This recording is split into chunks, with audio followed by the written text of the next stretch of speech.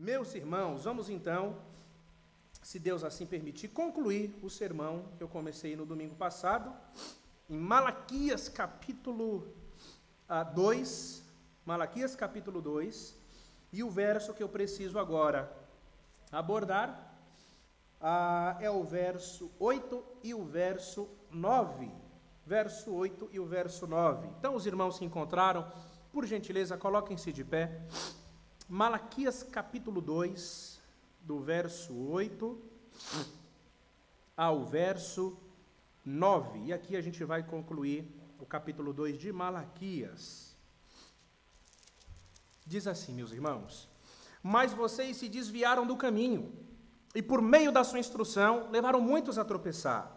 Vocês violaram a aliança de Levi, diz o Senhor dos Exércitos. Por isso, também eu os fiz desprezíveis e indignos diante de todo o povo, na medida em que vocês não guardaram os meus caminhos e se mostraram parciais na aplicação da lei. Até aqui, vamos orar. Pai glorioso, estamos com a Tua palavra aberta, Pai, lendo publicamente, ó Pai, a Tua revelação para as nossas vidas. Nos abençoe mais uma vez, Senhor, que a Tua palavra de alguma forma nos encoraje, nos repreenda, corrija o nosso comportamento e nos torne crentes mais atentos com aquilo que está acontecendo no mundo, Pai.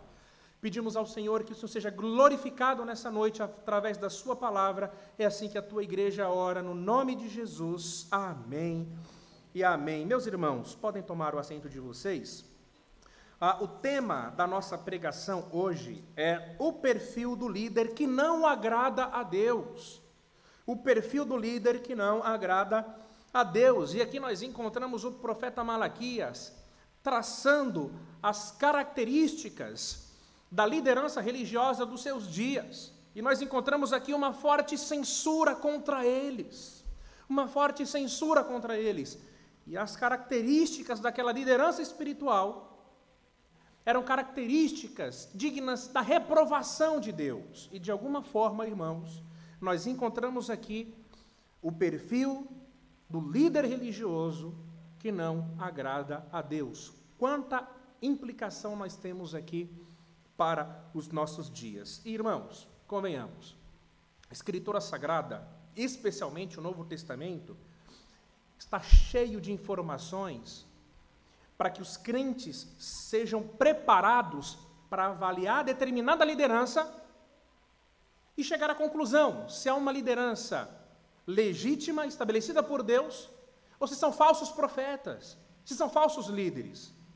E nós encontramos no Novo Testamento os apóstolos, inclusive o Senhor Jesus, preparando o seu povo para que o seu povo seja capaz de avaliar o líder, de avaliar o conteúdo da sua pregação, de avaliar o seu comportamento e de chegar à conclusão se foram ou não levantados por Deus.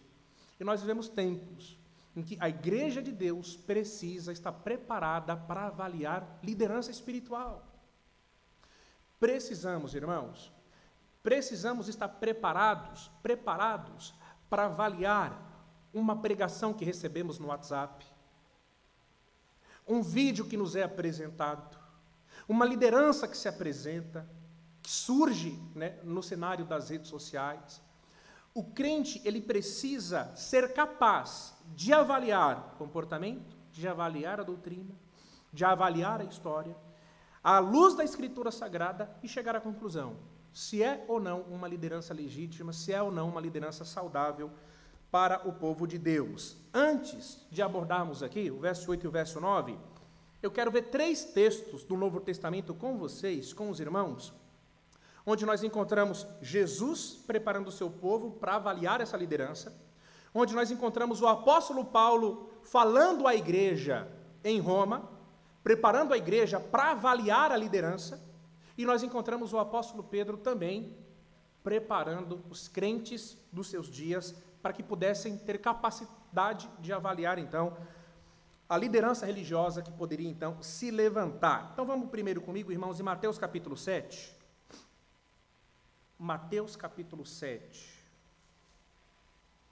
Tema do nosso sermão, o perfil do líder que não agrada a Deus. O crente precisa ser capaz de avaliar se uma liderança é bíblica ou não.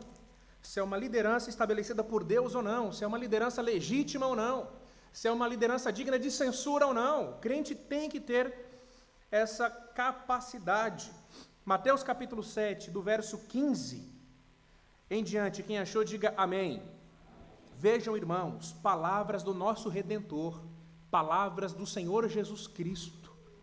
Diz assim: cuidado com os falsos profetas. Essa palavrinha cuidado denota a necessidade de atenção. Cuidado, fique atento. Cuidado com os falsos profetas que se apresentam a vocês disfarçados de ovelhas, mas por dentro são lobos vorazes. O falso profeta, ele se apresenta em um disfarce manso, em um disfarce inofensivo, mas por dentro ele tem más intenções, e o seu propósito então é devorar. Verso 16: pelos seus frutos vocês os conhecerão. Em algum determinado momento, o falso profeta, ele evidenciará quem realmente ele é. Então, o crente precisa avaliar o fruto do pregador, o fruto da liderança religiosa. Por acaso se colhem uvas de espinheiros ou figos de ervas daninhas? Assim, toda árvore boa produz frutos bons, porém, a árvore má produz frutos maus. A árvore boa não pode produzir frutos maus, e a árvore má não pode produzir frutos bons. Toda árvore que não produz bom fruto é cortada e jogada no fogo. Assim, pois, pelos seus frutos vocês os conhecerão. Jesus, então, ele incentiva o seu povo a que avaliem o líder religioso, avaliem a figura religiosa, a liderança espiritual. Pelo seu fruto, vocês os conhecerão, pelo seu comportamento. E aqui, irmãos, nós temos um perigo. Quando uma liderança religiosa surge no contexto das redes sociais, com uma excelente retórica, com uma excelente aparência, com uma maravilhosa estrutura de filmagem, de iluminação, os crentes, eles podem ser persuadidos pela retórica, e pela retórica podem acreditar que trata-se de uma excelente pessoa. O problema é que, em se tratando de redes sociais, fica difícil de ver os frutos. Fica difícil de saber o que se passa na vida pessoal da pessoa, porque ela não expõe a sua vida pessoal. Ela não expõe, né, aquilo que fica em segredo. Então, meus irmãos, cuidado, cuidado. Recebeu uma pregação, recebeu um vídeo, né, se emocionou com alguém falando um discurso maravilhoso, tenha cautela. O Senhor disse: cuidado com os falsos profetas, tenha cautela. Usufrua do conteúdo se for um conteúdo bíblico, mas não exalte nenhuma figura popular, não exalte nenhum homem, ainda que ele se torne extremamente famoso. Tenha cautela, não se precipite. É importante que uma pessoa, então, ela seja conhecida pelos seus frutos, conhecida pelos seus frutos. Então, não tenha pregadores de estimação, não tenha pastores de estimação. Seja um crente cauteloso, como Jesus ensina. Vamos lá agora para Romanos, olha o que Paulo diz. Romanos capítulo 16.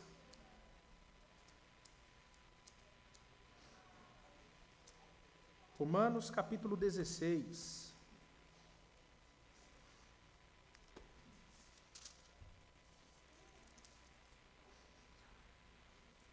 Romanos capítulo 16, do verso 17 ao verso 18. Quem achou, diga amém. Irmãos, peço que notem bem aqueles que provocam divisões e escândalos. Paulo diz: notem, percebam aqueles que provocam divisões e escândalos em desacordo com a doutrina que vocês aprenderam. Notem aqueles que estão ensinando uma doutrina diferente daquela apresentada nas Escrituras. Afastem-se deles, porque esses tais não servem a Cristo, nosso Senhor, e sim ao seu próprio ventre. Eles estão a serviço dos seus próprios projetos. Eles estão a serviço dos seus próprios esquemas. Eles não servem a Jesus. O comprometimento deles não é com a igreja de Cristo. Afastem-se deles, com suaves palavras e lisonjas, enganam o coração das pessoas simples. Olha que interessante, irmãos. Olha que interessante. Paulo aqui dá características claras de um falso líder espiritual, de um falso profeta.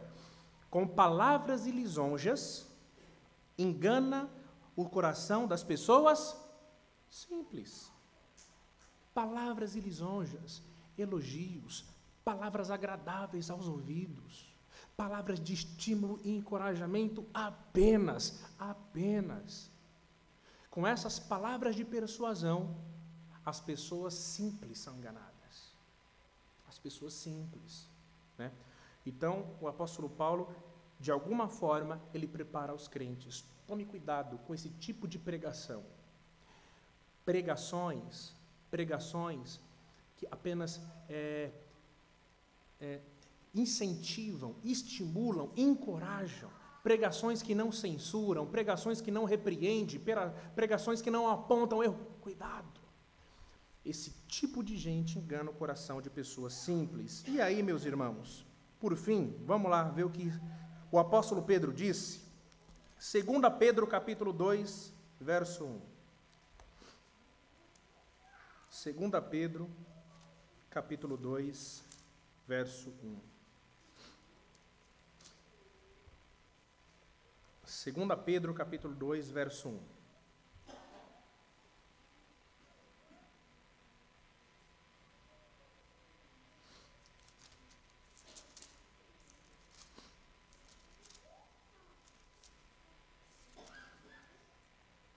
Quem achou, diga amém.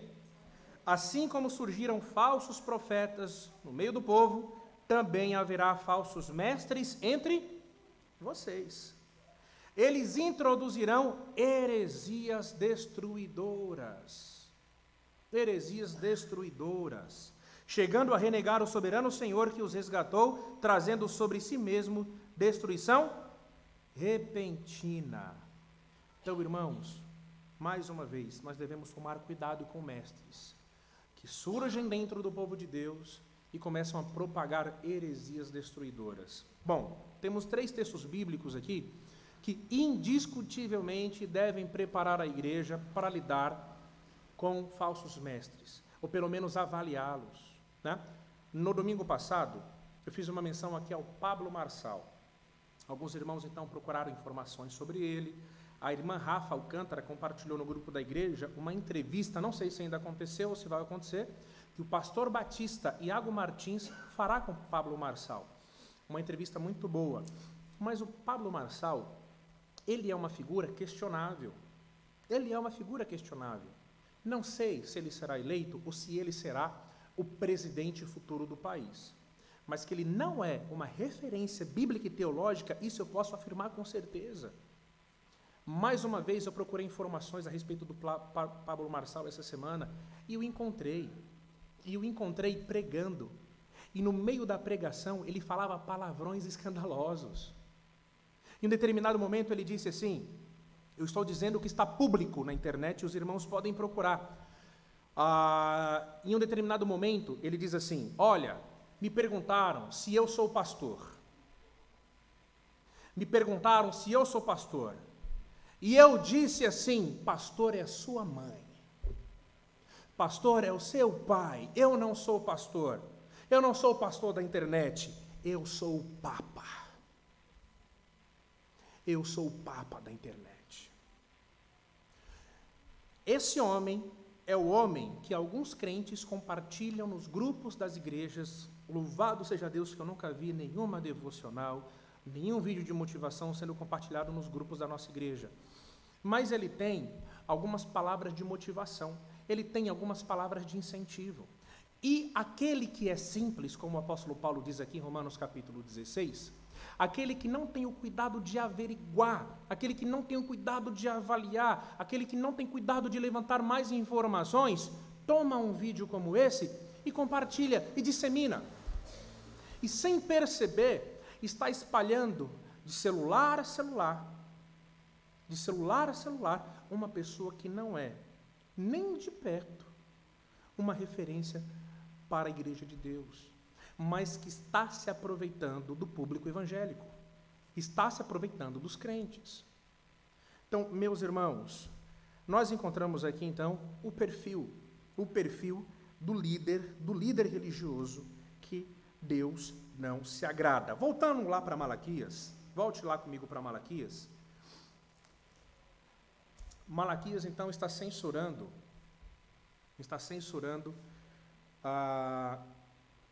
o povo, né, a liderança espiritual dos seus dias. Que tarefa difícil, irmãos. Que tarefa difícil.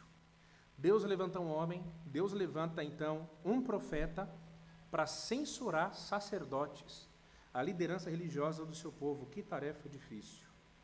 E nós encontramos aqui do verso 8 ao verso 9, né, algumas características do líder que Deus reprova. Então, em primeiro lugar, um líder espiritual corrupto, ele cultiva uma vida imoral. Veja o que diz aí o verso 8. Vocês se desviaram do caminho. É o que diz na Bíblia dos irmãos, amém? É o que diz aí? Então, um líder espiritual corrupto, ele cultiva uma vida imoral. Vocês, sacerdotes, se desviaram do caminho. Vocês que deveriam, de alguma forma, conduzir o povo em devoção, em piedade, em observação da lei, vocês se desviaram do caminho. Então, a primeira característica de uma liderança que não agrada a Deus é uma liderança que cultiva uma vida imoral, longe do caminho, longe das Escrituras. Segundo, um líder espiritual corrupto faz outros tropeçarem com suas mentiras. Malaquias diz, e por meio da sua instrução, levaram muitos a tropeçar. O líder espiritual corrupto não apenas cultiva uma vida imoral, mas ele atrapalha o caminhar dos outros. Ele induz os outros, através da sua instrução, ao erro. Terceiro, um líder espiritual corrupto não tem o mínimo apreço pela vocação ministerial.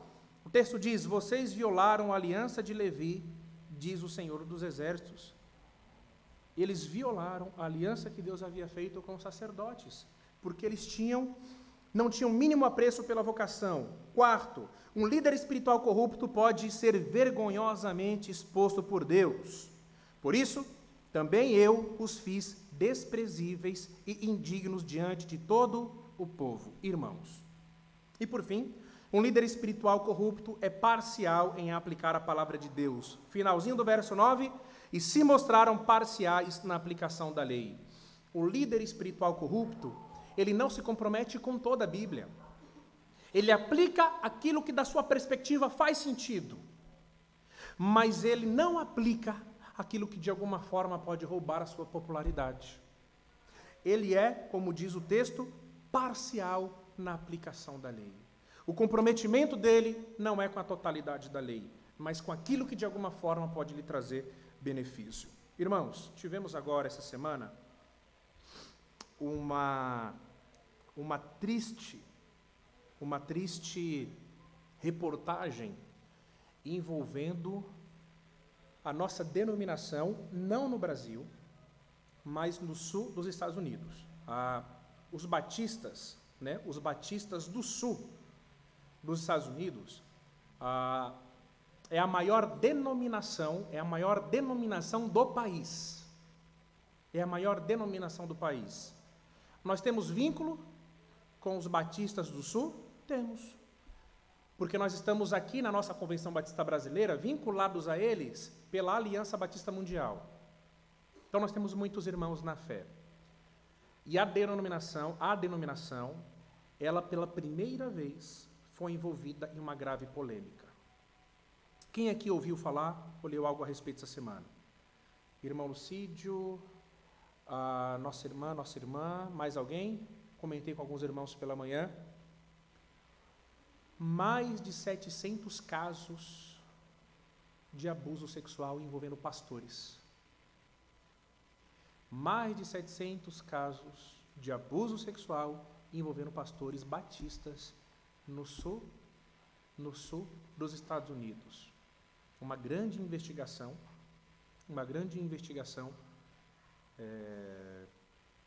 que levou bastante tempo, descobriu que a denominação estava escondendo esses casos de abuso sexual. Para nossa vergonha, para nossa tristeza. Irmãos, volte comigo, por favor, no finalzinho do verso 8. O texto diz, ou melhor, no início do verso 9, por isso também eu os fiz desprezíveis e indignos diante de todo o...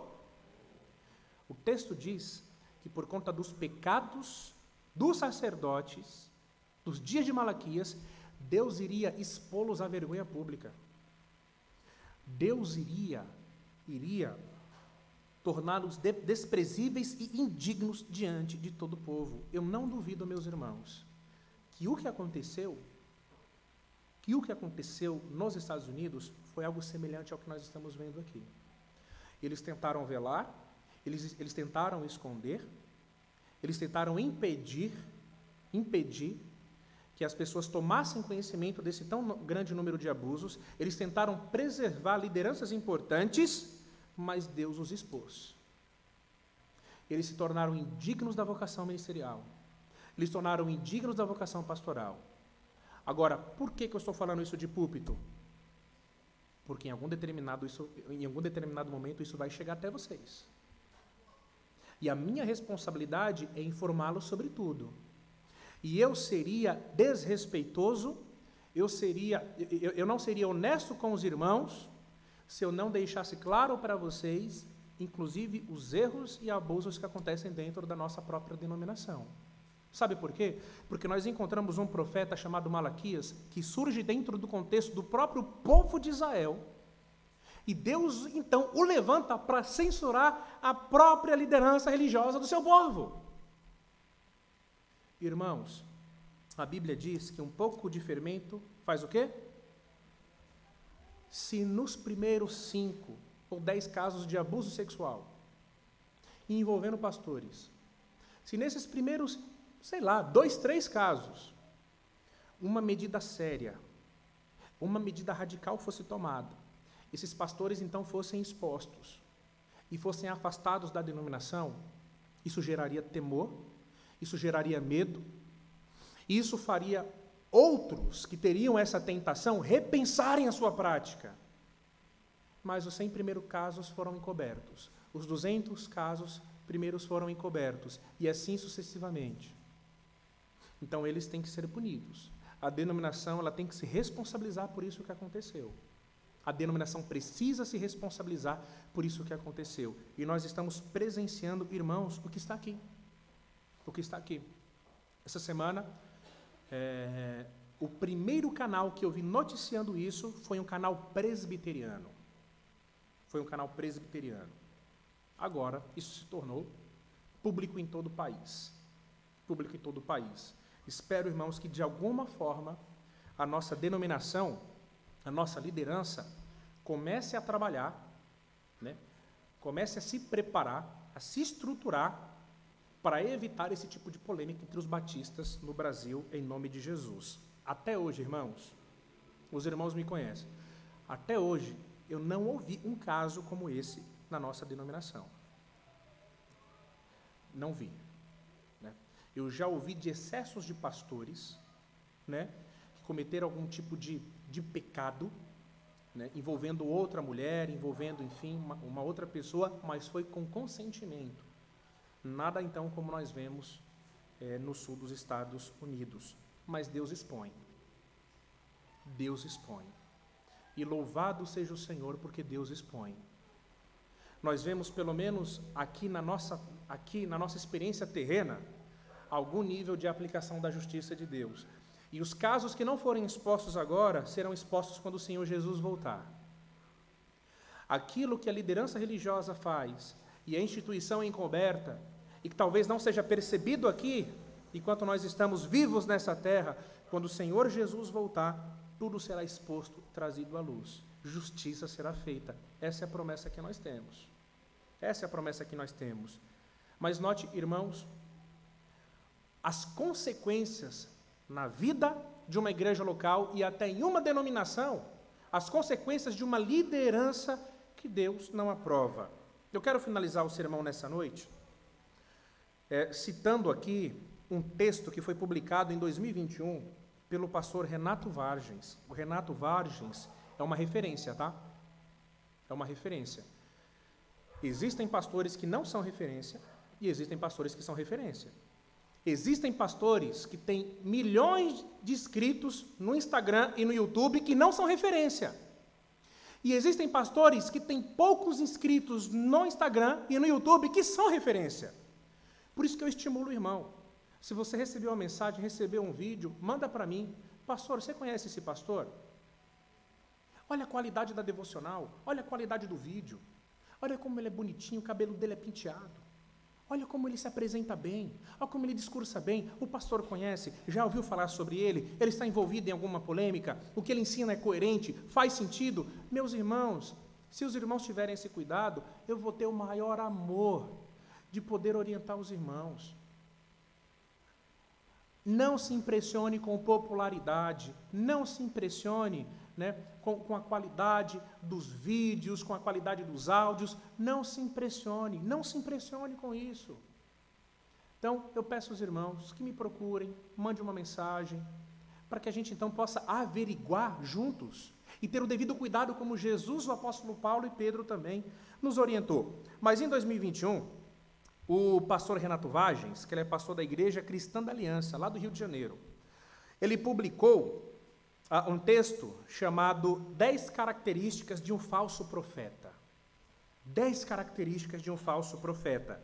E eu creio que nós encontramos espaço aqui no nosso sermão hoje à noite para comentar essas 10 características rapidamente. E eu concordo com todas elas. E essas características, de alguma forma, podem nos ajudar a avaliar os pregadores hoje. Tá? Apenas uma pergunta, apenas para eu avaliar aqui o que acontece na vida dos irmãos. Quem recebe aqui alguma mensagem cristã, seja de texto, seja de áudio, seja de vídeo, toda semana? Quem recebe, levante uma das mãos. Os irmãos, olha o número de irmãos. Olha o número de irmãos. E quem costuma repassar essas mensagens, também levanta uma das mãos, por favor. Tá. Então, irmãos, nós não podemos ser pessoas simples como o apóstolo Paulo disse. A simplicidade que Paulo ele menciona em Romanos capítulo 16 é uma simplicidade pejorativa. Não é elogio. As pessoas simples que Paulo menciona são pessoas que são facilmente enganadas. E nós não podemos ser assim. Nós temos que ter a capacidade de avaliar uma pessoa, avaliar o conteúdo da sua pregação e saber se nós então podemos acreditar naquilo e reproduzir aquilo em diante. Pessoas simples, pessoas que são pessoas devotas, mas que não têm essa sensibilidade de fazer essa avaliação, podem estar contribuindo com a disseminação de mentiras, de heresias. Então vamos lá, 10 características de um falso profeta. Primeira característica, um falso profeta relativiza as Escrituras. Para um falso profeta, a Bíblia não é a palavra de Deus. Para ele, as Escrituras elas são falíveis e não devem servir como plena referência para o cristão. Concordo.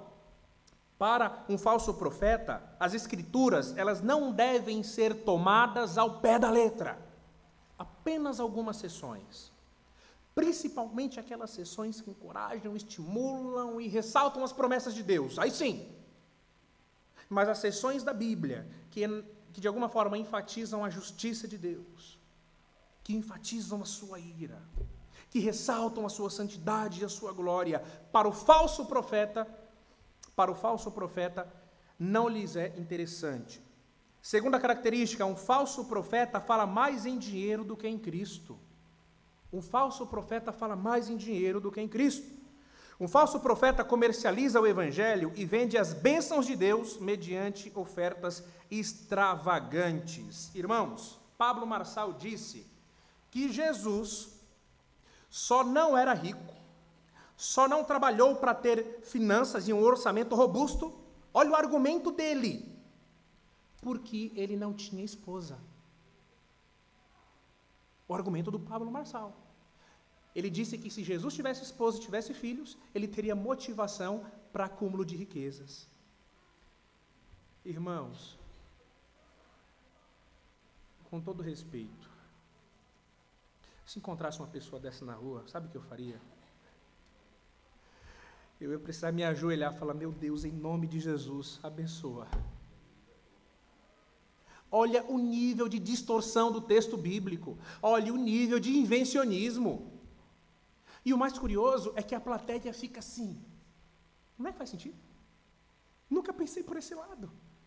É mesmo. É mesmo. Quer saber de uma coisa? Vou abandonar minha esposa, meus filhos, aí sim eu vou ter uma vida financeira estável. Irmãos, um falso profeta, ele fala mais em dinheiro do que em Cristo. A ênfase é dinheiro. A sua pregação gira em torno de dinheiro. E o mais curioso é que o falso profeta, ele enriquece. Ele enriquece. Você pode ver que todo pregador, todo líder espiritual, duvidoso, questionável, ele tem muito dinheiro. Note, não estou falando que o pastor ele não pode ter uma boa condição financeira. Mas eu acredito, meus irmãos, que dificilmente, trabalhando nos Correios e recebendo os honorários pastorais, eu acho que dificilmente eu vou conseguir comprar um jatinho. Talvez se eu for um excelente administrador. Não estou dizendo que o pastor não pode ter uma boa casa, um bom carro, mas uma coisa é enriquecer, ficar milionário às custas das doações da igreja. Via de regra, é o falso profeta quem administra as próprias finanças da igreja. Via de regra, é o falso profeta que determina o seu próprio salário. Via de regra, o falso profeta, ele impede que as pessoas averiguem aquilo que ele recebe. O falso profeta, ele tem uma desculpa, ele tem uma justificativa. Se eu ensino finanças para vocês, eu tenho que vivenciar isso. Se eu ensino que vocês têm que enriquecer, eu tenho que vivenciar isso. Então, irmãos, o falso profeta, ele tem essa característica, ele fala mais em dinheiro do que sobre o evangelho. E o falso profeta, ele comercializa o evangelho e vende as bênçãos de Deus mediante ofertas extravagantes. Terceiro, um falso profeta considera a sua palavra inquestionável. Ele não pode ser, de alguma forma, colocado em dúvida. Um falso profeta, ele considera a sua palavra inquestionável, colocando suas profecias e revelações em pé de igualdade com as Escrituras. Um falso profeta, ele não aceita críticas.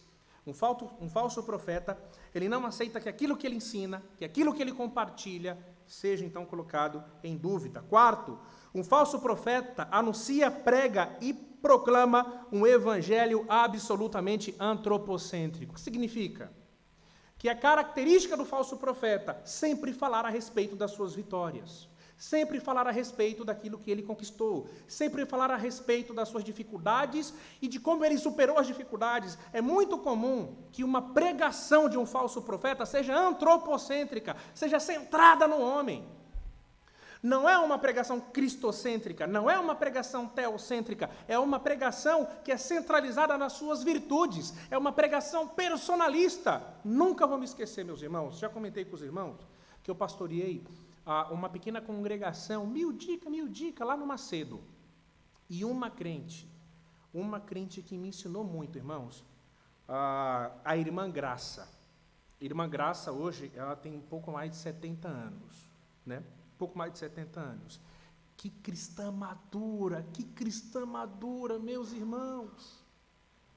Aquela mulher, ela foi assim, um bálsamo de Deus na minha vida, durante os 2 anos que eu trabalhei ali. Né? Ela me lembra assim um pouco a avó Irene, sabe? Me acompanhava para cima e para baixo nos trabalhos, uma crente piedosa. E eu me lembro que em um determinado momento, ela foi para uma outra igreja, porque ia ter salvo engano, ela foi convidada, ia ter um pregador famoso lá. E aí, eu já conhecia esse pregador, já conhecia as pregações dele, e sabia, irmãos, que não era um expositor bíblico. E aí eu fiquei meio preocupado com a irmã Graça, né? Eu falei, puxa, como é que a irmã Graça vai reagir diante daquela pregação? Depois eu pergunto, né? E a irmã Graça foi. Irmãos, eu achei muito curioso, porque eu pude ter a irmã Graça, né, me dando uma resposta do que ela ouviu, de como ela avaliou a pregação, e posteriormente outros irmãos. E aí depois eu fui conversar com os irmãos, né, e alguns falaram, que pregação maravilhosa, que coisa linda, pregação fantástica e tal. Irmã Graça, e aí? E aí, irmã Graça, o que a irmã achou, pastor? O homem ficou falando do início ao fim, as viagens que ele fez para o mundo, os lugares que ele pregou o evangelho, as pessoas que tiveram uma experiência de conversão. Pastor, foi uma pregação personalista do início ao fim. Enquanto ela falava aquilo, sabe, eu olhava a irmã Graça com brilho nos olhos e via como um crente maduro é capaz de avaliar as pregações. Como um crente maduro, ele é preparado para lidar com o surgimento, sabe, de pregadores questionáveis. Pregadores questionáveis. Irmãos, esse pregador que ela ouviu falar, que ela foi ouvir, eu já ouvi histórias sobre ele, e uma história muito curiosa. É um pregador muito bonito, né? Um pregador muito bonito, cabelo branco, é um senhor assim com uma aparência maravilhosa, né? Imagine se William Bonner se tornasse pastor. Quem consegue imaginar isso aqui? Imagina se William Bonner se tornasse pastor. Uma história que eu ouvi sobre ele, Josué, que é curiosa, não vou falar o nome dele aqui, tenho minhas razões para isso, tá? Tenho minhas razões para isso. É que quando ele assumiu o pastorado de determinada igreja, um grande número de mulheres se tornaram membros da igreja.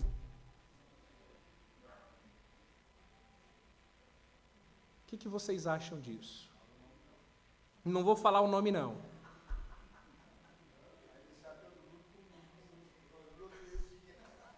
Não vou falar o nome, não. Era um pregador personalista, era um pregador extremamente eloquente, era uma figura extremamente carismática, era um senhor muito charmoso, né? Porque ainda está vivo. No entanto, não era um pregador do evangelho. Não era um pregador do evangelho. E a igreja encheu. Mas a irmã Graça, com mais de 70 anos, ela foi capaz de avaliar a pregação e perceber ali uma pregação antropocêntrica, centrada no homem, do início ao fim. Quinto lugar, um falso profeta interpreta as escrituras segundo a ótica do seu próprio umbigo, relativizando o absoluto e inventando doutrina segundo os desejos do seu coração. Já falei para os irmãos, uma vez eu ouvi um pregador da rádio, me esqueci agora realmente o nome dele, ele realmente eu poderia citar, mas a minha memória agora falha. Ele disse assim, que se Jesus ele vivesse nos nossos dias, Jesus andaria com Ferrari. Porque o jumento que Jesus andou nos seus dias era o meio de transporte mais evoluído e sofisticado. Aí ele diz, tem que contextualizar. Jesus andou no meio de transporte mais evoluído dos seus dias. Então o crente hoje tem que andar de Ferrari. Tá. E como então que o crente vai conseguir uma Ferrari? Dando dinheiro para onde? Para a igreja dele. Para a igreja dele. Então, o falso profeta, ele interpreta a Bíblia segundo o seu próprio umbigo. Essa expressão usada pelo Renato Vargens. Não existe barganha com Deus. Não existe barganha com Deus. Não existe a troca. Você dá dinheiro e Deus te abençoa. Não existe isso. Nós ofertamos e nós contribuímos porque nós amamos a Deus. Pode ser que o crente contribua, pode ser que o crente ajude, pode ser que o crente seja fiel em suas contribuições e ainda passe por muitas dificuldades em sua vida, porque não tem nenhum lugar na Bíblia que diz, dê dinheiro que Deus vai te abençoar. Isso é mentira. E falso profeta, irmão, se apropria disso. Sexto, um falso profeta prega o evangelho da confissão positiva. O que é a confissão positiva? Olha no espelho e diga, eu sou um vencedor. Diga, eu vou ganhar. Eu sou mais que vencedor, nada vai me impedir de conquistar, não há impossíveis para mim. Isso é a confissão positiva.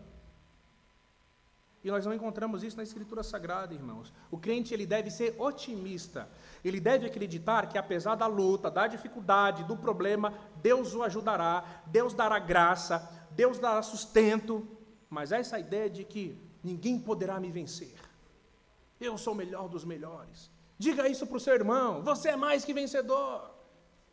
Sempre usando frases, e até bíblicas, só que fora do contexto. Tirando a ideia do autor original. 7, um falso profeta sincretiza o evangelho miscigenando a fé, introduzindo doutrinas espúrias às verdades inquestionáveis da Bíblia. Irmãos, marca do falso profeta. Ele sincretiza o evangelho.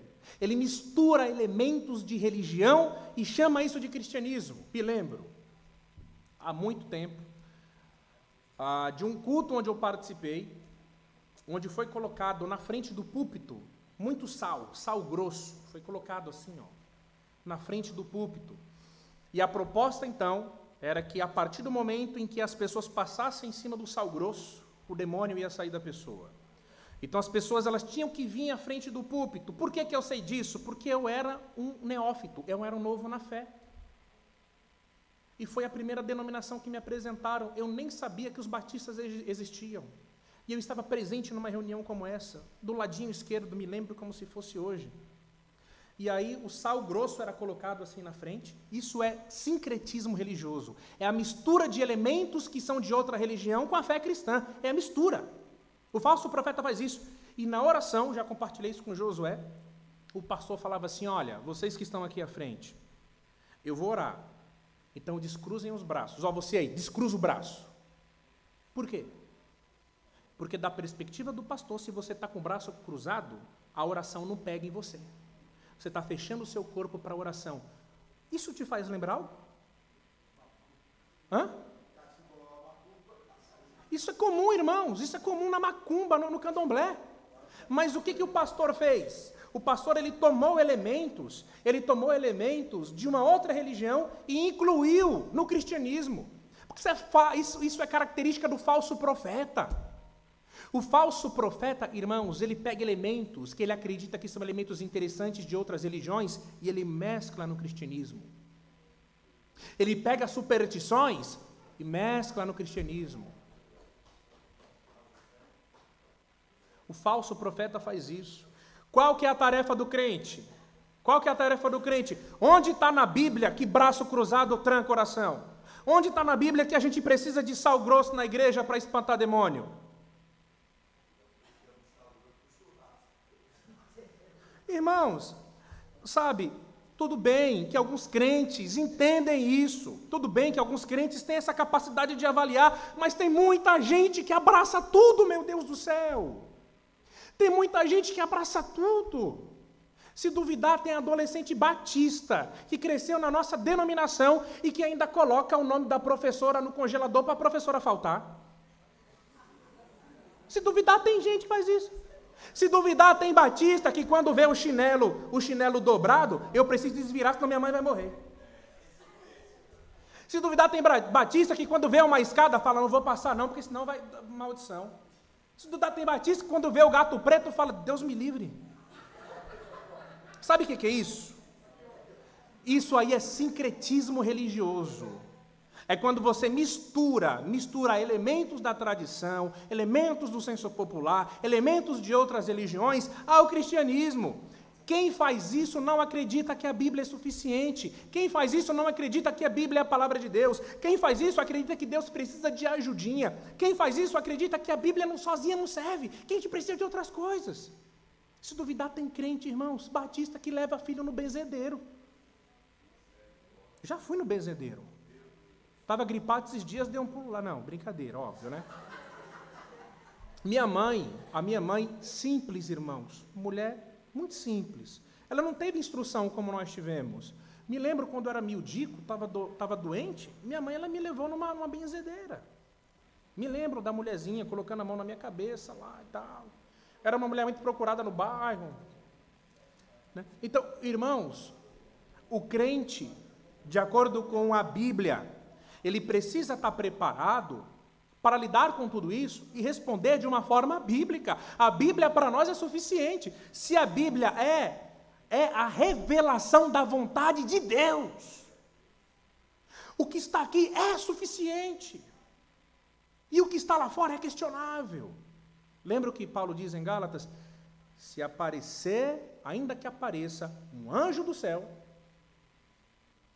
e até mesmo nós, e vos anuncie o evangelho diferente do que vos temos anunciado, que seja anátema, que seja amaldiçoado.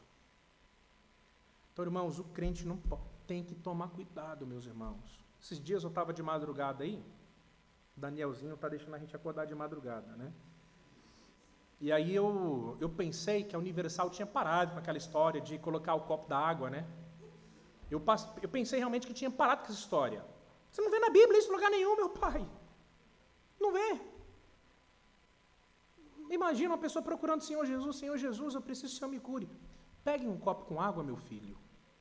Né? Coloque em cima de algum... Não existe isso, irmãos. Por que eu pensei que tinha parado com essa história de copo d'água? Porque agora as televisões são tudo fininha, né? Aí o que eu pensei? Colocar em cima vai queimar. Mas agora coloca perto do móvel, né? Coloca no móvel. Então eu estava lá, de madrugada, e mais uma vez eles estavam falando sobre isso. Olha, coloca o copo com água, aí nós vamos orar, depois você vai beber. Meu Deus, irmãos, e ainda tem muito crente que faz isso. Tem muito crente que faz isso, né? E por fim, irmãos, um falso profeta tem sede de poder. Ele vive pelo poder e ele ama o poder. O falso profeta, ele vai liderar por ele mesmo. Ele é o cabeça da sua religião. Ele é a liderança máxima. Geralmente, uma denominação que tem um falso profeta, não estou dizendo todas, tá? Mas, via de regra, ele é o líder maior. Ele é o líder maior. Né? Ele é o grande administrador. Ele é o fundador da sua própria religião. 9, o falso profeta se considera melhor que os outros. Em virtude disso, distingue-se do rebanho, criando e fabricando novos títulos eclesiásticos. Então, característica de falso profeta. Ele dificilmente vai se contentar com o título pastor. Porque o título pastor ele é muito comum. E o título pastor ele é usado pela maioria das lideranças religiosas. Então, é natural que um falso profeta se identifique como bispo, se identifique como apóstolo, se identifique como patriarca. Ele precisa de um título que o distingua de outro. Ele não suporta a ideia de fazer parte de um grupo de pessoas semelhantes. Ele ama o poder, ele ama a exposição, ele precisa ser popular, ele precisa ser seguido. Então, via de regra, um falso profeta, ele vai querer ser distinguido por um título especial. E a gente tem aí, por aí afora, apóstolo fulano de tal, bispo fulano de tal, patriarca fulano de tal. Patriarca fulano de tal. E por fim, irmãos, um falso profeta fala de Cristo, entretanto nega. Prega sobre Cristo, mas não o conhece. Fala em nome do Espírito Santo, sem, contudo, ter sido regenerado por ele. No final das contas, um falso profeta não é um crente. Ele não é um crente, ele é um impostor. Jesus disse que ele se apresenta como ovelha, mas por dentro ele é o quê? Ele é um lobo. Então, irmãos, que Deus tenha misericórdia de nós. Que os irmãos aprendam a avaliar uma liderança a partir de mim. A partir de mim. Não sou uma liderança perfeita.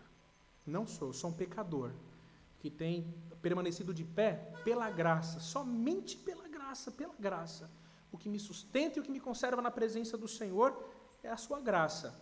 Mas os irmãos devem começar avaliando uma liderança a partir desta. A partir desta.